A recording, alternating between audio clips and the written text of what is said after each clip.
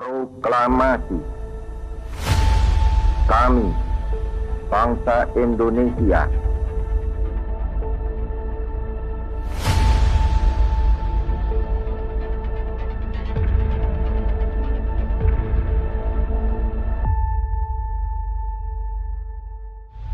Salam Indonesia. Sistem pemerintahan yang dianut Undang-Undang Dasar Sementara 1950 adalah parlementer. Apakah dampaknya bagi kehidupan politik saat itu, Mas?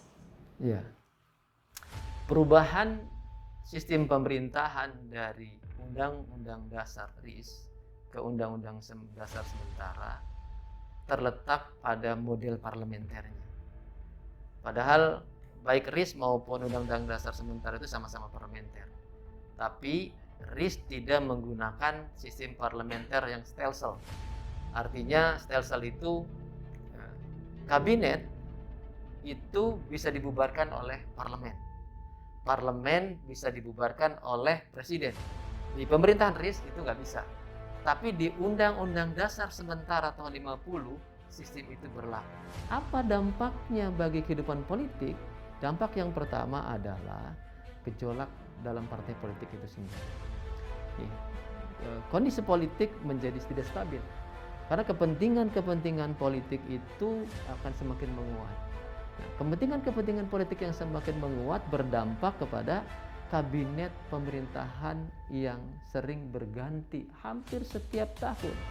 Tercatat periode tahun 1950 sampai tahun 1959 itu ada 7 kabinet. Mulai dari kabinet Natsir, ini di tahun 50 gitu kan. Kemudian kabinet Sukiman di tahun 51. Kemudian kabinet Wilopo di tahun 52. Habis Wilopo diganti dengan kabinet Ali Sastro Amijoyo yang satu di tahun 53. Habis Ali Sastro Amijoyo satu ini kemudian kabinet Burhanuddin. Kabinet Burhanuddin inilah kabinet pertama yang berhasil menjalankan pemilu. Tapi apa yang diharapkan dari hasil pemilu itu pun tidak menjadi kenyataan, membuat satu pemerintahan yang kuat. Karena kabinet yang dibentuk Ali Sastro Amijoyo yang kedua di tahun 55, hasil pemilu 55, tidak bertahan lama, tahun 57 sudah ganti lagi. Kemudian kabinet Juanda sampai terjadinya dekret presiden tahun 59. Jadi bentuk pemerintahan yang berlaku di pemerintahan Undang-Undang Dasar RIS, Undang-Undang Dasar Sementara tahun 50 itu berdampak pada jatuh bangunnya kabinet yang begitu mudah. Karena apa? Karena partai-partai politik yang di parlemen yang tidak suka dengan program kabinet langsung mengeluarkan mosi tidak percaya. Mosi tidak percaya ini direspon dalam bentuk pencabutan menteri-menteri yang ada di kabinet. Ketika menteri-menteri dicabut, otomatis kabinet itu goyah, bubar. Bubarnya kabinet berdampak pada program-program tidak berjalan, sehingga stabilitas politik juga menjadi terganggu, terancam. Ini yang paling berbahaya sebenarnya.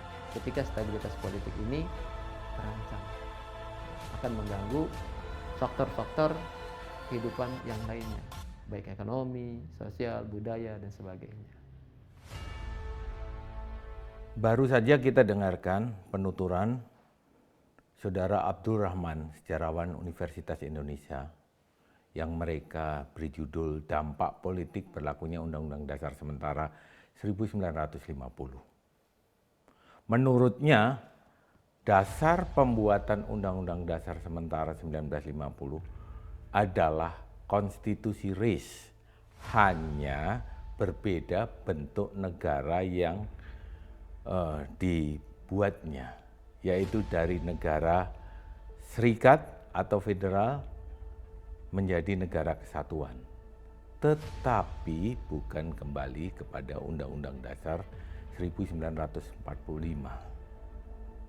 Tetapi hal yang menonjol dari Undang-Undang Dasar Sementara ini adalah adanya Dewan Konstituante untuk membentuk Undang-Undang Dasar. Kalau saya mencermati penuturan dari Saudara Abdul Rahman tadi, terlihat jelas bahwa pertama, munculnya semangat untuk melakukan perubahan di kalangan penguasa saat itu. Sesungguhnya terdorong oleh realitas tuntutan wilayah yang tidak mengendaki menjadi negara-negara bagian, dan tuntutan dari daerah-daerah itu nyata adanya. Kedua, perubahan yang dilakukan adalah dari bentuk negara federal menjadi negara kesatuan, walaupun tidak kembali kepada Undang-Undang Dasar tahun 1945. Maka Undang-Undang Dasar sementara 1950 itu bersifat liberal. Sayang, Abdul Rahman tidak menjelaskan mengapa tentang hal ini. Ketiga, tetapi Undang-Undang Dasar sementara 1950 jelas memberi peluang untuk membentuk Dewan Konstituante yang dihasilkan melalui pemilihan umum dengan tujuan membentuk Undang-Undang Dasar. Namun demikian, faktanya sistem liberal yang dijalankan menurut Undang-Undang Dasar sementara 1950 tersebut itu membuat pemerintahan jatuh bangun. Dan Dewan Konstituante pun gagal membentuk Undang-Undang Dasar.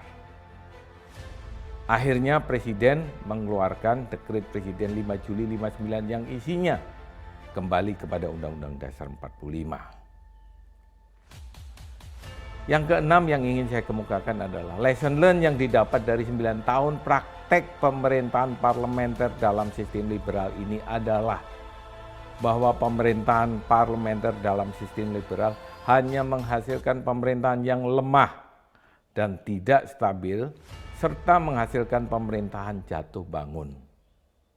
Dan yang terakhir, justru menjadi pertanyaan saya, mengapa kita justru ingin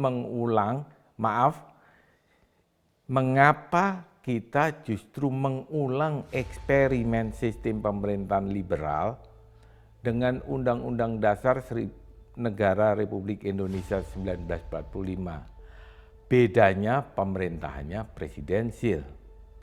Menurut saya, negara ini bukan laboratorium politik.